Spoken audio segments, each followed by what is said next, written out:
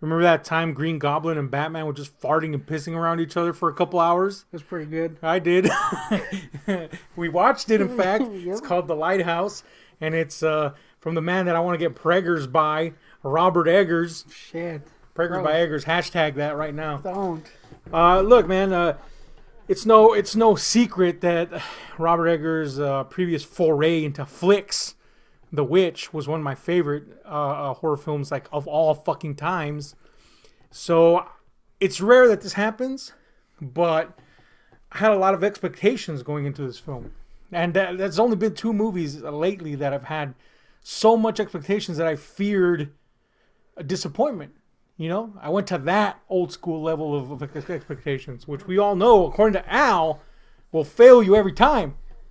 Al, you got to stop expecting tons of shit. Dude. But anyway, with previously with Midsummer, I went in with a lot of expectations, and thankfully I came out the other end going, damn, I love that. With this one, again, the same amount of expectations. I really, really love The Witch, so I was like, man, let's see where this goes, man. And I'll be honest with you, this is the second time I've seen the film. This is your first time.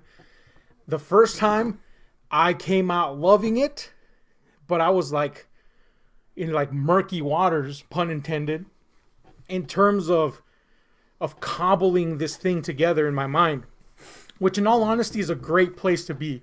It makes you want to revisit the movie. It makes you want to chew on the material again. And now I can tell you, having seen it a second time, that I still love it. In fact, I love it even more because everything that I had posited in my mind, or not everything, but the bulk of everything that I had posited in my mind, had chewed upon, had mulled upon over the week that has passed since I saw it, just solidified a lot more.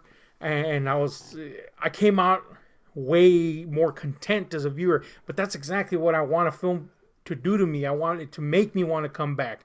Not just because I like it, but because I want to take it apart in my mind and play with it. And boy, Eggers makes me want to play with it. This is the gayest review of all time. Everything you've said so far can be replaced with penis. Yeah, you're just gonna put it in another video where we're talking about dicks. Can be replaced with penis, and it would be like extremely homo. Anyway, so I can tell you right off the top before we get into it, would I recommend this movie to someone else? Yes. But I would also say this movie's not for everyone. Yeah. It's absolutely, positively not for everyone. In fact, I guarantee you that a good portion of viewers are not going to like it. They're going to think either it's a confusing mess or that it's pretentious. I think it's neither of those. I think it's fucking genius, but that's me. So I would recommend it and hope that people enjoy the experience as I did, but I'm wondering what you would think. Where are you at before we get into talking about it? Would you or would you not recommend this flick? And give it to me. I'm going to take it a step farther than what you said, though it basically being the same thing. And saying I wouldn't recommend this. Okay. Period. For the same reasons? Yeah, though? for the same reasons. Yeah. Because it is one of those movies that you could instantly assume it's Pretentioville, artsy crap. And make no mistake, it is very intentionally artsy. Yeah. But using the word artsy is also kind of demeaning in some senses. Usually people use it as a derogatory term, like, oh, that's fucking artsy fartsy bullshit. But there's a way to be artfully inclined that's not fucking just, blowing your own tutor. Yeah. And this is one of those films that's so packed with intentional symbolism and metaphors that, there's nothing but intent here. It's part of the fabric of this film. It's part of what contributes to its atmosphere and its strangeness, its surrealism. They're tied hand in hand. So it's very purposeful, artistic leanings in it. So, hey man, if you think that's pretentious, well then it's not going to be for you. And that's fine. But it's definitely for us, apparently. So we're going to talk about it, where we stand on it. The big thing for me was, if I had to point out a point of contention for me, is that I didn't know where this stood in comparison to The Witch. Now that I've seen it a second time, now I know where it stands. I still love The Witch more. But here's the thing. This is but a smidgen under The Witch for me. in a lot of ways, The Lighthouse is a companion piece to The Witch. They share the same idea of themes of sin and guilt and forgiveness, only here it's tackled in a completely different way. Whereas The Witch tackles those ideas through the lens of Christianity and its dark opposite, Satanism or what have you. This movie tackles it through the lens of sea folklore and Greek mythology. And, you know, again, you can go into this movie expecting just a pedestrian experience of two people stuck in a lighthouse for a month and then some when nature happens upon them and they go stir crazy. I guess you could see the movie that way, but then really you'd be like willfully ignorant of what's going on, because there's no way you could mistake this movie as just that. It very much lets you know that there's something else going on here, and in a lot of ways it's kind of Lynchian, not just because of the, you know, omnipresent droning atmosphere and, you know, the black and white monochromatic approach and all that, and the weird surrealism, not just because of that, but just the overall feeling of weight in the movie gives you that, you know, Lynchian feel. So take all that into account. Give me something on this flick. What are your impressions of it as a picture? I'm currently hearing some sort of a ghoul in the other room and scaring the shit out of me. Oh yeah, it's Ghoulie. Oh, Ghoulie the kid? Ghoulie the kid. Yeah, he sucks. Yeah, it's kind of a strange film. Mm-hmm. Very strange. But like you said, it does kind of help. It is very Lynchian. Confusing at times. You know, it is. Yeah, Yeah. it's very intentionally throwing tons of stuff that to the average viewer is vague at best. You know, we're not seafaring sea salts. You know, we don't know what the fuck. Despite the name. Yeah, mayhem, and yet I know nothing. You're literally pulpo. Yeah. And speaking of the Lovecraftian, there are like tones of the Lovecraftian here, but I'd say there's heavier overtones of Edgar Allan Poe here more than anything. Some people have thrown out the Lovecraftian bit, and I get it. You know, on a much more superficial level, yeah, for sure. But I think intrinsically, at its core foundation, this is much more of a Edgar Allan Poe-like piece. It just happens to have all these surrealistic elements. But like you said, yes, very vague in its approach. So yeah, you know, like basically we have the story of these two guys that are taking this 1 month shift at a lighthouse, and they're going to be isolated there by themselves. One of them is an old sea salt that's done this for years, Willem Dafoe, which, by the way, I think we can agree that we want to be Willem Dafoe as an old fucking sea captain guy. He's got a massive dinger. Massive old ding, pissing everywhere, farting everywhere. Yeah, that's the life for me. Basically already him, it's just not cool looking. Which is not fucking hideous and yet cool looking. But yeah, you know, he's the old sea salt, and we have a newcomer, a guy, new blood that's never done this before.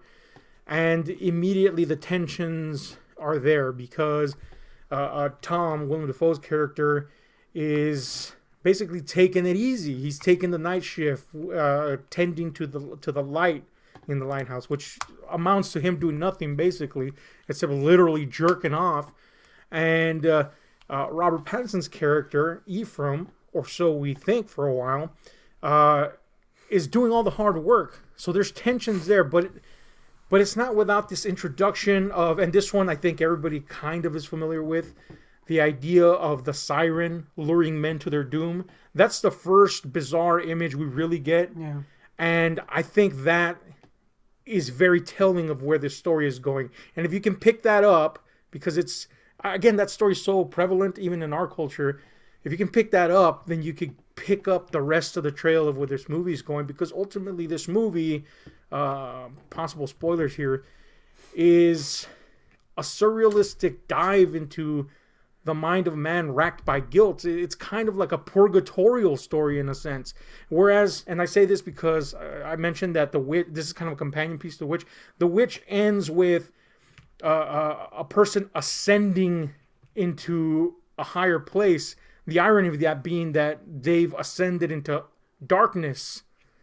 Here we have, and by the way, they've done that because of their previous experiences with an inability to cope with sin, guilt, and forgiveness in the proper way. Here we have a character that's so racked with guilt and unable to release that, but always wanting to reach the light.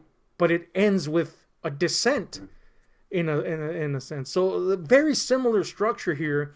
And again, if you want to really crack this nut open, going in, just lean on the whole idea of a man racked with guilt and the idea of purgatory, and all the symbolism that's thrown in will kind of make sense to you, and even more so as you view it a lot more. But it is packed with stuff like that, and some of it is just stunning. Some of it, yes, at the time it just takes you, it blindsides the fuck out of you. Like, now it becomes all more clear when you see it the second time, as you see how Willem Dafoe's Tom is just a reflection of Robert Pattinson's character, and it's really, really so brilliantly sewn in there. And I can't just put into words how awesomely well put together that was. But anyway, give me something, man. Good or bad? Is there something that you just stunk for you here? Yeah, Willem Dafoe apparently smells like weenie. So I was picking up on wafts of that. Then again, it might have been my own weenie. Definitely your own weenie. Well, I think the major thing is that going in, like, this was the first time I watched it, so it is very easy to get lost. And it's not like a case of like with The Witch where you're just like people are talking weird, so you're like, what the? Yeah. It's just like you don't, well, like the way I was watching it, I don't really understand what's happening fully. So you're kind of trying to piece things together, you know. So you kind of get into your own way, basically. That being said, there is stuff that you'll pick up on pretty, like, even on the first viewing, like the Willem Dafoe basically just being him. Yeah. And that's even made even more obvious when they have the same name. And then, of course, booze plays like a huge part of it. So there's things that you'll pick up on either way, but, it is very easy to get in your own head and kind of muddy the waters, I would say. Yeah, and it's kind of awesome in a way because, and I love this about it, and some people are going to hate it, it. I love it when the director fucks with you, and he pulls the wool over your eyes constantly. He throws in so many, I want to call them red herrings, but they're not really red herrings because everything means something in this movie. But there's suggestions that there's just, the guy's crazy. There's suggestions that liquor is playing something into it. There's suggestions that, yes, it's just his mind. There's suggestions that, yes, there might be something supernatural here. All of these suggestions come so strongly that it could, upon first viewing, and I'm with you, I was the exact same way when I was seeing it. Upon first viewing, you're always like, where, and I love that, man. I love being kind of caught unawares at all time and being put on my toes with a movie, because it just makes repeated viewings of it all the more satisfying as you begin to just, tighten the vice on it and really, really get into the writer or director's mind. I love that shit, but some people distinctly hate that. They just want to be. And I don't mean this in a derogatory sense. Some people just like to be entertained. I'd venture to say this is not an entertaining movie unless that's your thing. And it's my thing, so I find it entertaining. But some people, this is going to be a grueling movie. Some people are going to find it absolutely boring. I can see that immediately, I don't think it ever reaches to that point. I think it's because it's trying to do something, so you're just trying to figure it out, It also, I think, on a visual level, is very interesting looking. Very rich, yeah. It is, like you mentioned when you talked to me about it a week ago, it's, reminds you of freaking Nosferatu. And it is actually, it reminds me of a very old movie, like, not only because it's black and white, obviously, but because of just the way it looks. Like, lights have this kind of like hazy look, there's scenes that in the movie that only would work in black and white, like the scene where freaking Willem Dafoe is basically cursing what's his face, Rob Patz, and it's just like this mega shadows on his face. Excellent. And it just looks, it's a look that you could only get with black and white. Yeah, the shots of the roiling sea. Yeah. So distinctive. You couldn't achieve it. It wouldn't have the same menace if it was in color. So you're absolutely right, man. And that's another thing that I have to credit Eggers with, besides getting me per Eggers, is that he's really good at taking you out of the comfort zone. With The Witch, he did it by literally putting everything behind Old English. You have to fucking pay attention to that movie. You know what I'm saying? And I made the mistake of watching, letting you see it the first time without subtitles. And see, but in a lot of ways, I cheated because the first time I saw it was with subtitles. But, you know, he puts things behind things. He takes you out of the comfort zone. You have to be on your toes.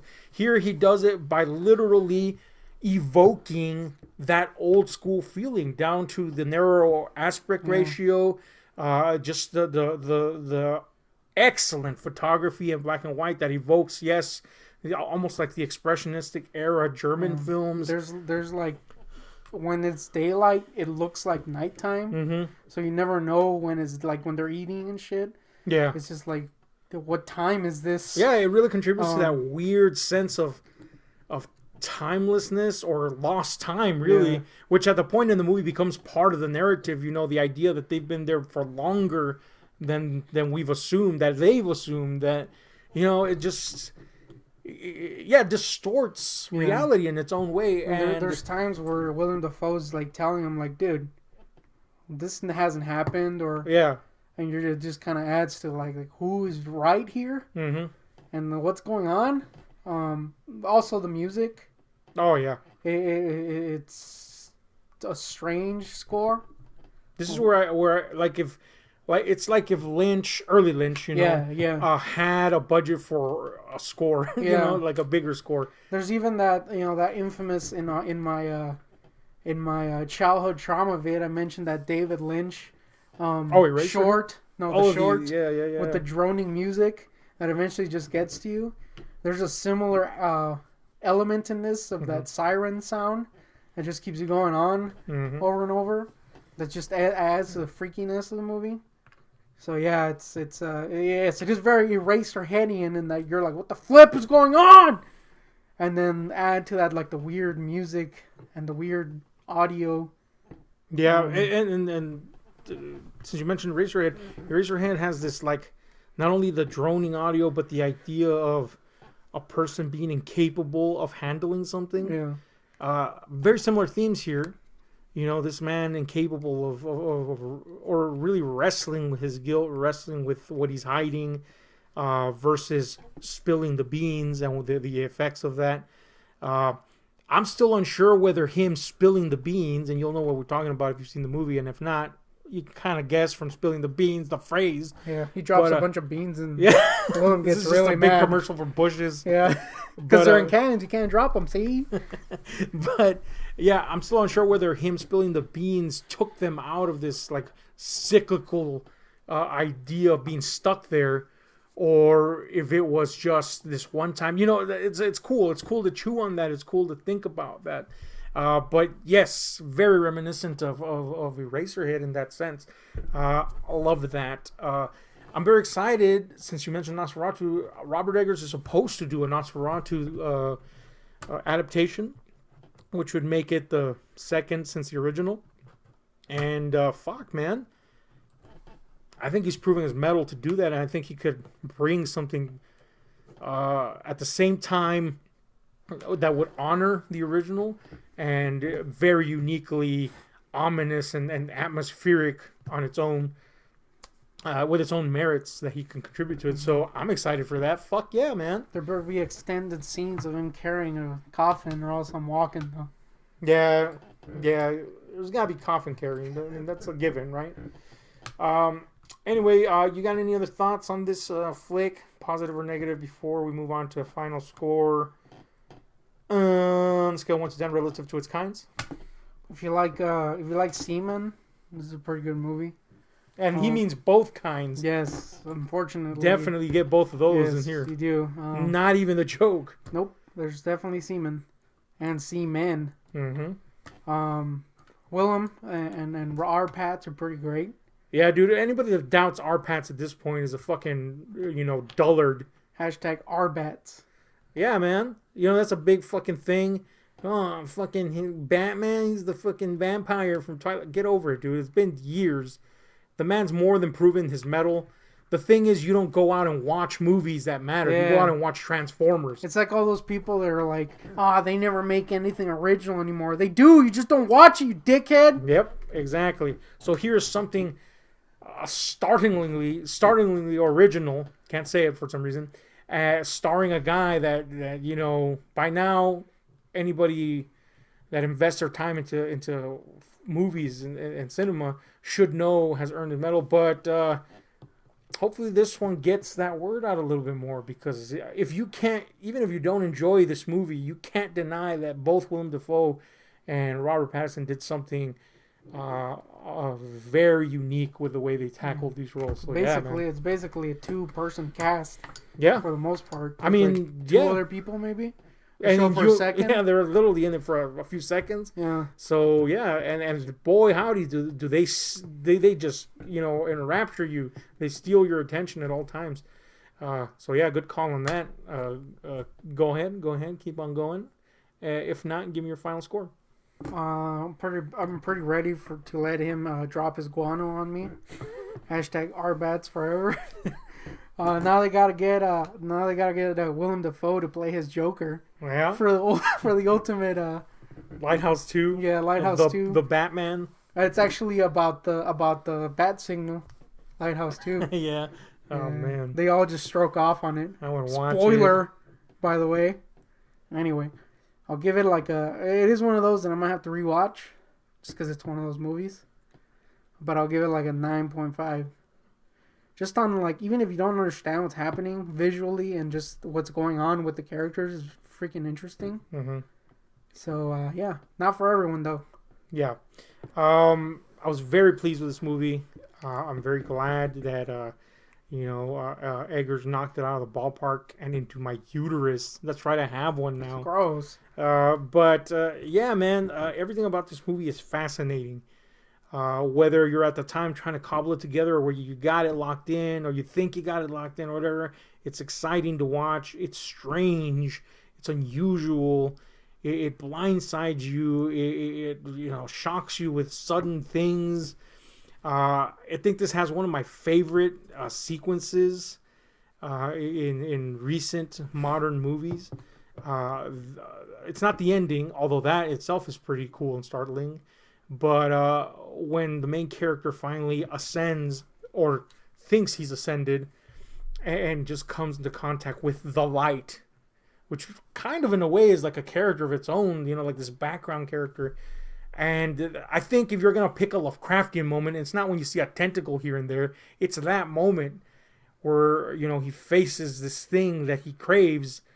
But as the movie lets you know, it's a thing that will reveal all sin.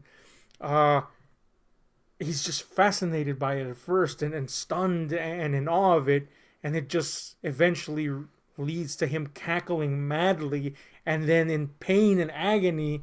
And that leads to his, as it were, dissension.